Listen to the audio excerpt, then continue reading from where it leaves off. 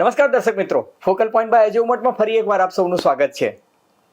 ગુજરાત એટલે કે ભારતીય જનતા પાર્ટી અને સંઘ પરિવારની હિન્દુત્વની પોલિટિકલ લેબોરેટરી. આ એ ગુજરાત કે જેને કારણે ભારતીય જનતા પાર્ટીનો રાજકીય ગ્રાફ સતત ઊંચો ને ઊંચો જતો રહ્યો છે. આ એ ગુજરાત કે જેને સોમનાથથી અયોધ્યા સુધીની યાત્રા કરીને એને કારણે ભારતીય જનતા પાર્ટી જેને માત્ર 2 જ બેઠકો આગલી લોકસભા ચૂંટણીમાં મળી હતી, ત્યાંથી 86 અને 86થી પછી 117 અને ત્યારબાદ તો નરેન્દ્ર મોદીના નેતૃત્વમાં લાગ લગાડ ત્રીજી વખત કેન્દ્રમાં ભારતીય જનતા પાર્ટીની સરકાર રચાઈ છે. આ એ ગુજરાત છે જેના 2 દિગ્ગજ નેતાઓ માનનીય વડાપ્રધાન નરેન્દ્રભાઈ મોદી અને અમિતભાઈ શાહ આજે દેશમાં જેનું નેતૃત્વ કરી રહ્યા છે એ ભારતીય જનતા પાર્ટીની સરકારના નંબર 1 અને નંબર 2 મનાય છે. એ ગુજરાતમાં ભૂપેન્દ્રભાઈ પટેલની સરકાર કે જેને 182માંથી 162 ધારાસભ્યો ધરાવે છે એવી મજબૂત સરકારમાં એકાએક મંત્રીમંડળમાં ફેરફાર શા માટે કરવામાં આવ્યો? એવું મનાતું હતું કે મંત્રીમંડળમાં ફેરફાર છે હવે દિવાળી પછી કરાશે, કારણ કે સંગઠનમાં જગદીશભાઈ વિશ્વકર્માની નિમણૂક પ્રદેશ પ્રમુખ તરીકે થઈ ગઈ હતી એટલે દિવાળી પછી થશે. પરંતુ એકાએક દિવાળી પહેલા પ્રધાનમંડળમાં ફેરફાર માત્ર 72 કલાકની અંદર શા માટે કરવામાં આવ્યો? અને એ પ્રધાનમંડળમાં જે ફેરફાર કરવામાં આવ્યા એમાં હર્ષ સંઘવી કે જે ગૃહ રાજ્યમંત્રી હતા એને ગૃહ રાજ્યમંત્રીથી એકાએક સીધા ડેપ્યુટી ચીફ મિનિસ્ટરની પોઝિશન શા માટે આપવામાં આવી? ભૂપેન્દ્રભાઈ બાદ જગદીશભાઈ વિશ્વકર્મા સંગઠનમાં ગંજીપો ચીપશે અને જો ચીપશે તો એમાં કોને કોને લેશે અને કઈ રીતના સંગઠનની સંરચના થશે? પ્રધાનમંડળની જે પુનઃરચના થઈ અથવા તો જેને ફેરબદલ કહી શકાય એમાં જે ફેરફારો થયા એ ફેરફારો મુખ્યત્વે શું છે? જયેશ રાદડિયા અને શંકરભાઈ ચૌધરી, આ 2 એવા નામ. જયેશ રાદડિયા એટલે સૌરાષ્ટ્રમાં સહકારી ક્ષેત્ર જ નહીં પરંતુ પાટીદાર સમાજ, ખાસ કરીને લેઉવા પાટીદાર સમાજનું એક સૌથી મોટું નામ. વિઠ્ઠલભાઈ રાદડિયાના સુપુત્ર અને જેનું વર્ચસ્વ તમે કહી શકો કે પોરબંદર, જુનાગઢ, રાજકોટ આ 3 જિલ્લાઓમાં ખાસ્સું ગણાય છે. એ વ્યક્તિનો સમાવેશ કેબિનેટમાં થવાનો હતો પરંતુ એમનો સમાવેશ શા માટે ન થયો? શંકરભાઈ ચૌધરી કે જે વિધાનસભાના અધ્યક્ષ છે એમની પણ ગણતરી ચાલતી હતી કે વિધાનસભાના અધ્યક્ષથી એમને કદાચ કેબિનેટમાં લાવવામાં આવશે, તો શંકરભાઈ ચૌધરીનો સમાવેશ શા માટે ન થયો? બળવંતસિંહ રાજપૂત કે જે ઉત્તર ગુજરાતનો એક મજબૂત ક્ષત્રિય ચહેરો અને જે કેબિનેટમાં ઇન્ડસ્ટ્રીઝ મિનિસ્ટર હતા, એ એવી વ્યક્તિને શા માટે પડતા મુકાયા? આપણે સમજી શકીએ કે ભીખુજી પરમારને પડતા મુકાયા હોય કે બચુભાઈ ખાબડને પડતા મુકાયા હોય તો ભાઈ ભીખુજી પરમાર સામે કે બચુભાઈ ખાબડ સામે પાર્ટીની નારાજગી જે સૌ વાકેફ છે. ભાનુબેન હોય કે રાઘવજી પટેલ હોય કે મોડુભાઈ બેરા હોય તો એ બધા સામેના કારણો સમજી શકાય એવા હતા અને સૌ જાણતા હતા કે પ્રધાનમંડળના ફેરફારમાં કદાચ એમને ડ્રોપ કરવામાં આવશે. પરંતુ બળવંતસિંહ રાજપૂત જેવા દિગ્ગજ ક્ષત્રિય નેતાને શા માટે ડ્રોપ કરવામાં આવ્યા? શું ભારતીય જનતા પાર્ટીએ આવનારા દિવસોમાં આમ આદમી પાર્ટીની સૌરાષ્ટ્રમાં ખાસ કરીને ગોપાલ ઇટાલિયા ફેક્ટરને કારણે જે પેલું વિસાવદરવાળી વાતો ચાલી રહી છે એ ફેક્ટરને ધ્યાનમાં રાખ્યું કે ચૈતર વસાવાનો આદિવાસી વિસ્તારમાં જે વગ વધી રહી છે એને કેન્દ્રમાં રાખીને આ નિર્ણય લીધો છે? કોંગ્રેસ પાર્ટીએ આંદોલનકારી અભિગમ અપનાવ્યો છે, એની સામે પાર્ટીએ આ ડેમેજ કંટ્રોલ કર્યું છે કે એક એન્ટી ઇન્કમ્બન્સી અને જેને કહી શકાય ને એન્ટી એસ્ટાબ્લિશમેન્ટ ફિલિંગ? કારણ કે છેલ્લા 30-35 વર્ષોથી ગુજરાતમાં ભારતીય જનતા પાર્ટીની સરકાર છે એટલે એ એન્ટી ઇન્કમ્બન્સી અને એન્ટી એસ્ટાબ્લિશમેન્ટની ફિલિંગને ખાળવા માટે સંગઠન અને સરકારને પુનઃજોમવંતી બનાવવા માટે નિર્ણય લીધો છે. આ તમામ મુદ્દાની ચર્ચા આજે આપણે કરીશું ફોકલ પોઈન્ટ બાય અજય ઉમટમાં. પરંતુ એ પહેલાં મારી આપ સૌને વિનંતી છે કે જો તમને ફોકલ પોઈન્ટ બાય અજય ઉમટનો આ એપિસોડ ગમે તો મહેરબાની કરીને લાઇક કરજો, શેર કરજો, સબસ્ક્રાઇબ કરજો. અને આપ શું માનો છો આવનારા દિવસોમાં ભારતીય જનતા પાર્ટી બીજા કેવા પગલાં લેશે એ અંગે તમારી પ્રતિક્રિયા અમને ગમશે તો ધન્યવાદ.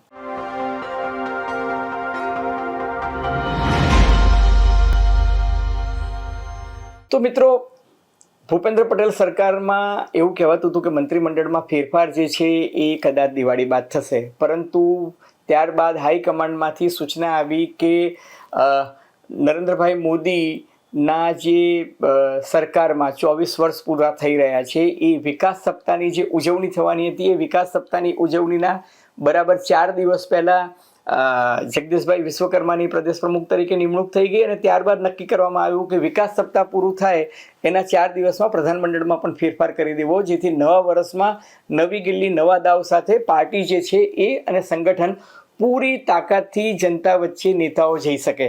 હવે આ વાત તો સમજી શકાય છે, પ્રધાનમંડળની પુનર્રચનામાં જે ફેરફાર થયા એની ચર્ચા કરીએ, પરંતુ હર્ષ સંઘવીને એકાએક આટલું મોટું પ્રમોશન શા માટે?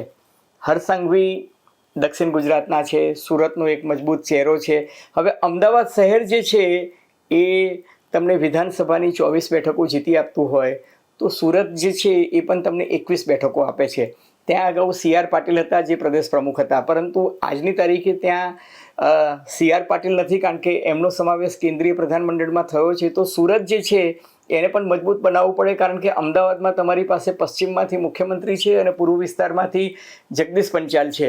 તો એ એક સંતુલન કરવાની ગણતરી હોઈ શકે કે સુરતમાંથી ડેપ્યુટી CM આપ્યો, નંબર 1. નંબર 2, હર્ષ સંઘવી જે હતા એ ભારતીય જનતા પાર્ટીની આ સરકાર છે એના માટે એમને એક કહી શકાય ને સંકટ મોચક તરીકેની ભૂમિકા જે છે એ અદા કરી.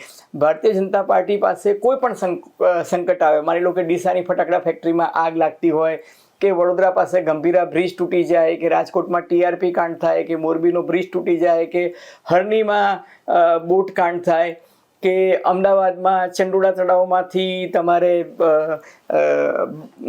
ગેરકાયદે વસતા બંગાળીઓને દૂર કરવાના હોય, કે એર ઇન્ડિયાનું પ્લેન ક્રેશ થાય, આવી કોઈ પણ ક્રાઇસિસ હોય તો એમાં હર્ષ સંઘવીએ ગુજરાત સરકારના ચહેરા બનીને ઘણી બધી વસ્તુઓ જે છે સામે છાતીએ એમણે એ પડકાર ઝીલ્યો છે અને ગુજરાત સરકારના સંકટમોચક બની અને એમાંથી રસ્તો કાઢ્યો છે. એટલું જ નહીં, કાયદો અને વ્યવસ્થાની સ્થિતિને કંટ્રોલમાં લાવવા માટે એમનું નોંધપાત્ર પ્રદાન તો રહ્યું છે, પરંતુ સાથોસાથ ગુજરાત સરકાર ઉપરાંત વડાપ્રધાન નરેન્દ્ર મોદી અને અમિતભાઈ જે સ્પોર્ટ્સ પરત્વે પણ ખાસી અભિરુચિ ધરાવે છે.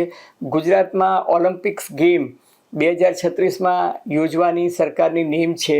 કોમનવેલ્થ ગેમ્સ જે છે એ ગુજરાતમાં લાવવાની ગણતરી ચાલી રહી છે અને ગુજરાતને એનું યજમાન પદ પ્રાપ્ત થયું છે. અમદાવાદમાં કોમનવેલ્થ ગેમ્સ જે છે 2029-30માં યોજાવાની છે. સાથોસાથ અમદાવાદમાં નેશનલ પોલીસ મીટ અને નેશનલ BSFની ટુર્નામેન્ટ્સ અને નેશનલ ગેમ્સ રમાવાની છે. એ સંદર્ભમાં જે એક ઇન્ફ્રાસ્ટ્રક્ચર તૈયાર કરવાનું હોય, ત્યાં ભારત સરકારના પ્રતિનિધિ તરીકે, માત્ર ગુજરાત સરકારના નહીં પરંતુ ભારત સરકારના પ્રતિનિધિ તરીકે લંડનમાં જો કોઈ ડેલિગેશનને લીડ કરવાનું હોય તો એ જવાબદારી પણ હર્ષ સંઘવીને સોંપવામાં આવતી હતી. અને એવું કહેવાય છે કે આ એક એવું વ્યક્તિત્વ છે કે જે CR પાટીલથી માંડીને અમિતભાઈ શાહ અને વડાપ્રધાન નરેન્દ્ર મોદી અને મુખ્યમંત્રી ભૂપેન્દ્રભાઈ આ સૌના વિશ્વાસ સંપાદન કરવામાં હર્ષ સંઘવીને સફળતા મળી છે. અને મૂળે તો જૈન છે એટલે વ્યવહારિક બાબતો પણ સમજે છે, વ્યવહાર કુશળ છે અને રાજકીય ગુણે પણ ધરાવે છે. એ દ્રષ્ટિએ કદાચ હર્ષ સંઘવીને આ પ્રમોશન પ્રાપ્ત થયું હોય એવું લાગે છે. હવે રાજકારણમાં એવું કહે છે ને કે ઇતિહાસનું પુનરાવર્તન તો થયા કરે છે. આનંદીબેન બાદ વિજય રૂપાણીની કેબિનેટમાં તો જે પરિવર્તન થયું હતું, સબ બદલ ડાલેંગેની માફક ઉપરથી લઈને ટોપ ટુ બોટમ, એટલે ખુદ વિજય રૂપાણીને પણ રૂખસદ આપવામાં આવી હતી ને એમના પ્રધાનમંડળના તમામ સભ્યોને દૂર કરવામાં આવ્યા હતા. એની સરખામણીમાં ભૂપેન્દ્રભાઈ પટેલની સરકારમાં પહેલાં એવી વાત આવી કે નો રિપીટ થિયરી, પછી આવ્યું કે મોસ્ટલી નો રિપીટ થિયરી. એટલે તમે જુઓ તો અગાઉ ભૂપેન્દ્રભાઈ પટેલનું જે મંત્રીમંડળ હતું એમાં કેપ્ટન તરીકે ભૂપેન્દ્રભાઈ રહ્યા, એટલે જૂની ટીમના કેપ્ટન જૂના, પણ ટીમ એમને નવી બનાવી અને 16 સભ્યો હતા એના 26 સભ્યો કર્યા. હવે 162 ધારાસભ્યોનું જે સંખ્યાબળ ધરાવતી હોય પાર્ટી 182ની કુલ સ્ટ્રેન્થમાંથી, એમાંથી 26 ધારાસભ્યોની પસંદગી, એટલે દર 6 ધારાસભ્યમાંથી એક ધારાસભ્યને મંત્રીપદ આપવામાં આવ્યું છે. કેબિનેટમાં 10 મંત્રીઓ લેવામાં આવ્યા છે, એક ડેપ્યુટી CM છે, રાજ્યકક્ષાના 3 મંત્રીઓને સ્વતંત્ર હવાલો સોંપવામાં આવ્યો છે અને બાકીના 12 મંત્રીઓ જે છે એ રાજ્યકક્ષાના છે. અને કુલ 26 મંત્રીઓ જે છે એ પૈકી હર્ષ સંઘવી ડેપ્યુટી CM, ત્યારબાદ ઋષિકેશ પટેલ, કુંવરજી બાવળિયા, જીતુભાઈ વાઘાણી, અર્જુન મોઢવાડિયા, કનુભાઈ દેસાઈ, નરેશ પટેલ અને રમણ સોલંકી, આ મહાનુભાવો જે છે એ લોકોને કેબિનેટ રેન્ક આપવામાં આવી છે. સ્વતંત્ર હવાલો જે છે એ પ્રફુલ્લ પાનસેરિયા, મનીષાબેન વકીલ અને ઈશ્વરભાઈ પટેલ. ઈશ્વરભાઈ પટેલ તો અગાઉ અને મનીષાબેન અગાઉ વિજય રૂપાણીની સરકારમાં હતા, એટલે એમની નવેસરથી એન્ટ્રી થઈ છે, જેમ જીતુભાઈ વાઘાણીની પણ એન્ટ્રી થઈ છે. હવે રાજ્યકક્ષાના જે મંત્રીઓ છે, દર્શનાબેન વાઘેલા જે આપણા અમદાવાદના અસારવા મત વિસ્તારના છે એ છે, રમેશ કટારા આદિવાસી વિસ્તારના છે, પછી કાંતિ અમૃતિયા મોરબીવાળા, જે 7-7 ટર્મથી ધારાસભ્ય તરીકે ચૂંટાયા છે, પરંતુ આ વખતે એમને પ્રધાનમંડળમાં લેવામાં આવ્યા છે. એનું એક કારણ એ પણ હોઈ શકે કે આ એક એવી વ્યક્તિ છે કે જેને ગોપાલ ઇટાલિયાને પડકાર ફેંક્યો હતો કે તમે તાકાત હોય તો વિસાવદરમાંથી રાજીનામું આપો, હું મોરબીથી રાજીનામું આપું છું અને તમે મોરબીમાં આવી અને ચૂંટણી લડી બતાવો. અલબત્ત એ આમને સામને પડકાર જ હતો. પછી આગળ બંને પક્ષના હાઈકમાન્ડે રૂક જાવનો આદેશ આપ્યો અને પછી આગળ કંઈ થયું નહીં.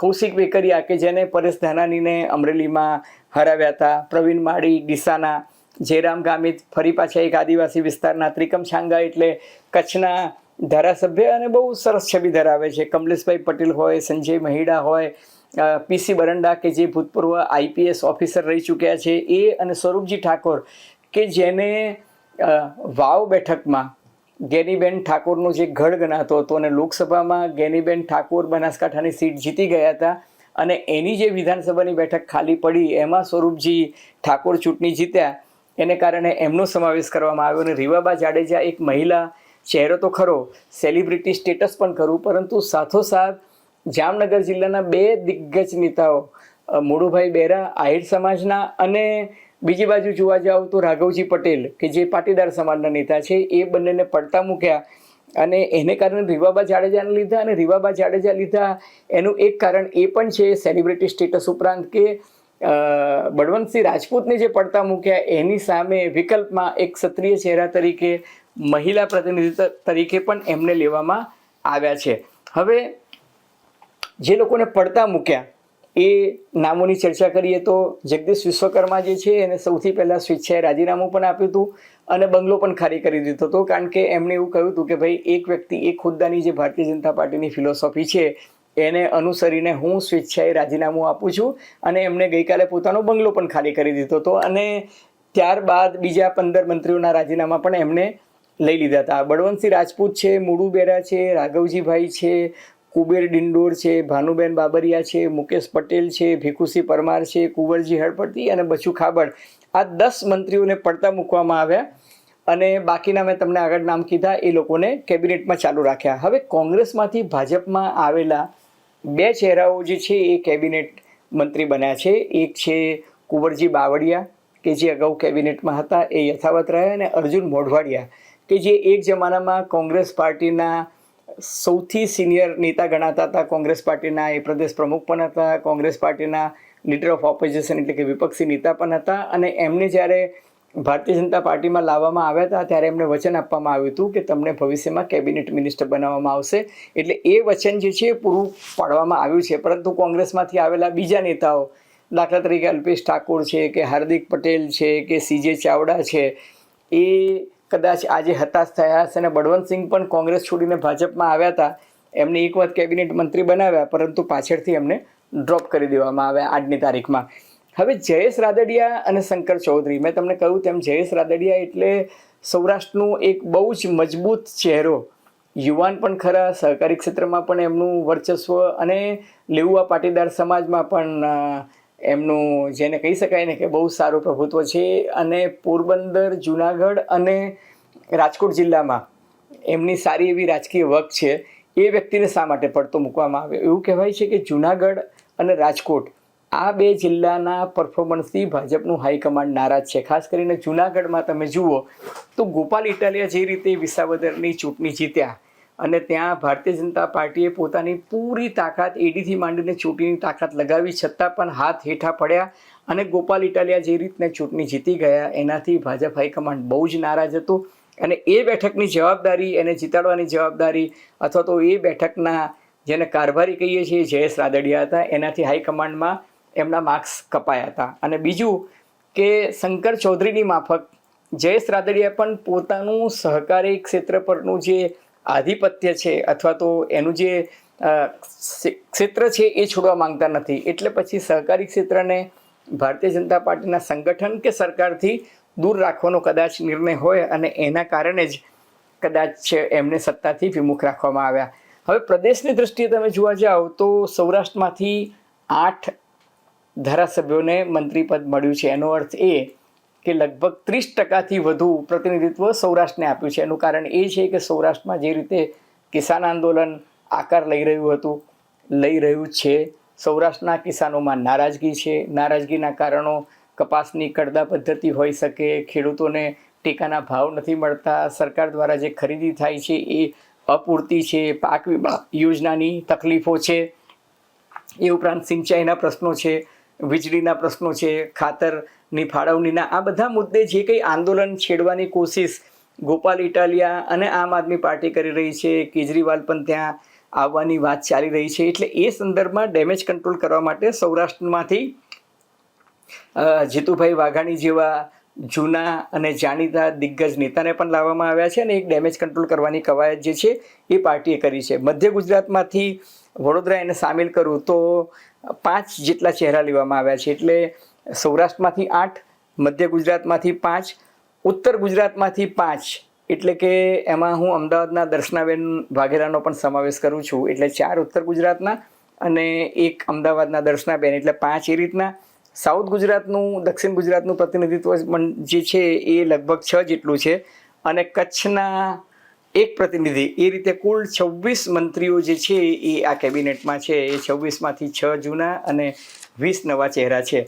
હવે જ્ઞાતિવાદની દ્રષ્ટિએ જોવા જઈએ તો ઓબીસી ચહેરા જે છે એ 6 છે, લેઉવા પાટીદાર 5 છે, કડવા પાટીદાર 1 છે, શિડ્યુલ ટ્રાઇબના 4, એટલે કે આદિજાતિ જેને કહી શકાય અથવા તો વનવાસી કહી શકાય સંઘ પરિવારની ભાષામાં કહું તો, અથવા તો આદિવાસી 4 ધારાસભ્યોને મંત્રીપદ મળ્યું છે. અનુસૂચિત જાતિ જનજાતિના 3ને મળ્યું છે. કોળી સમુદાયના 2 જૂના અને જાણીતા ચહેરા કુંવરજી બાવળિયા અને પરસોત્તમ સોલંકી જે છે એમને યથાવત રાખ્યા છે. અને જૈન, ક્ષત્રિય અને બ્રાહ્મણ એ ત્રણેયમાંથી એકને પ્રતિનિધિત્વ આપવામાં આવ્યું છે. હવે આ તો થઈ જ્ઞાતિવાદ અથવા તો પ્રદેશની દ્રષ્ટિએ જે પ્રતિનિધિત્વ આપવામાં આવ્યું હોય તે. પણ આવનારા દિવસોમાં ભારતીય જનતા પાર્ટી સામે સંગઠનની દ્રષ્ટિએ અને સરકારની દ્રષ્ટિએ પડકારો શું છે? તો સૌથી પહેલો પડકાર મેં તમને કહ્યું કે આમ આદમી પાર્ટી સૌરાષ્ટ્રમાં ગોપાલ ઇટાલિયાના નેતૃત્વ હેઠળ અને દક્ષિણ ગુજરાતમાં ભરૂચ, અંકલેશ્વર, રાજપીપળાથી માંડીને ઠેક વાપી, વલસાડ, વ્યારા, ડોલવણ, બારડોલી વિસ્તારમાં જે ચૈતર વસાવા પોતાની વગ વધારવાની કોશિશ કરી રહ્યા છે એને કાબૂમાં લેવું એ એમના માટે એક સૌથી મોટો પડકાર છે. કિસાન આંદોલન જે છે એ આકાર લે એ પહેલાં કિસાનો સાથે વાતચીત કરી, મંત્રણા કરી કિસાન આંદોલનના પ્રશ્નો જે છે એને ઉકેલવાનું એમનું સૌથી મોટો પડકાર છે. રોજગારીની સમસ્યા જે છે, હું માનનીય ભૂપેન્દ્રભાઈને સાંભળતો તો એમણે તાજેતરમાં જ વિકાસ સપ્તાહના સમાપન પ્રવચનમાં એવું કહ્યું હતું કે આવનારા દિવસોમાં ગુજરાતમાં જે ઔદ્યોગિક વિકાસ થઈ રહ્યો છે એને જોતા રોજગારીની વિપુલ તકો સર્જવાની સરકાર કોશિશ કરી રહી છે. આપણે સૌ જાણીએ છીએ કે રોજગારી એ આ દેશનો જ નહીં ગુજરાતનો પણ સૌથી મોટો પ્રશ્ન છે અને સરકારી નોકરીઓ જે છે ખૂબ જ મર્યાદિત સંખ્યામાં છે. એ સંજોગોમાં સ્વરોજગારી, આંતરપ્રિનરશીપ, સ્ટાર્ટઅપ આ બધું કઈ રીતે થઈ શકે?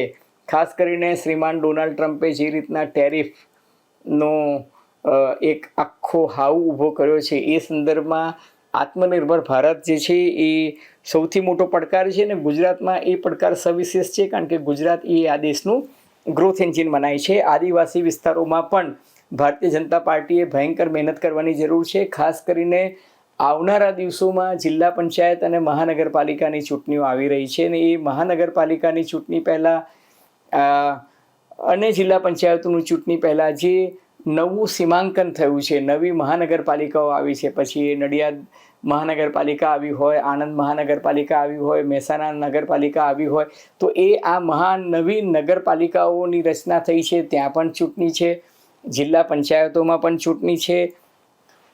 બનાસકાંઠા કે જેના 2 ભાગલા કરવાના 2 જિલ્લા અલગ કરવામાં આવ્યા છે. સૌરાષ્ટ્રમાં પણ ઘણા બધા તાલુકાઓમાં નવું સીમાંકન આવ્યું છે. ગુજરાતમાં તાલુકાઓની સંખ્યા જે છે એ વધારવામાં આવી છે અને મહત્તમ નવરચિત તાલુકાઓ જે છે એ આદિવાસી વિસ્તારોમાં છે. એનો અર્થ એ થયો કે ભારતીય જનતા પાર્ટી હવે આદિવાસી વિસ્તારમાં પોતાની પેઠ જે છે એ વધુ મજબૂત બનાવવા માંગે છે, સંગઠન પણ વધુ સુદૃઢ કરવા માંગે છે અને એટલા જ માટે મને એવું લાગે છે કે મંત્રીમંડળમાં અને સંગઠનમાં ભારે ફેરફાર કરવામાં આવ્યા છે અને આવનારા દિવસોમાં કદાચ દિવાળી પછી એ સંગઠન અને સરકારમાં જે પરિવર્તન થયા છે એની અસર આપણને જમીન પર જોવા મળશે. અલબત્ત આગે દેખો હોતા હૈ ક્યા, ભારતીય જનતા પાર્ટી ગુજરાતમાં કંઈ પણ આંદોલન થાય, બોટાદનું કિસાન આંદોલન થાય કે કોઈ જગ્યાએ આટલી પણ રાજકીય ગતિવિધિ જોવા મળે તો તરત એની બહુ જ ગંભીરતાથી નોંધ લે છે. એનો આ બોલતો પુરાવો છે. અલબત્ત આવનારા દિવસોમાં આમ આદમી પાર્ટી શું કરે છે, કોંગ્રેસ રાજકીય રીતે કેવી લડત આપે છે અને ભાજપ પોતાનો ગ્રાફ કઈ રીતના ઉપર લઈ જવાની કોશિશ કરે છે, એ આપણે જોતા રહીશું. આગે દેખો હોતા હે ક્યાં. મિત્રો, તમને ફોકલ પોઈન્ટ બાય અજય ઉમટનો આ એપિસોડ ગમ્યો હોય તો એને લાઇક કરજો, શેર કરજો, સબસ્ક્રાઇબ કરજો અને આપ શું માનો છો, આપની પ્રતિક્રિયા અમને ગમશે. ધન્યવાદ, ખૂબ ખૂબ આભાર.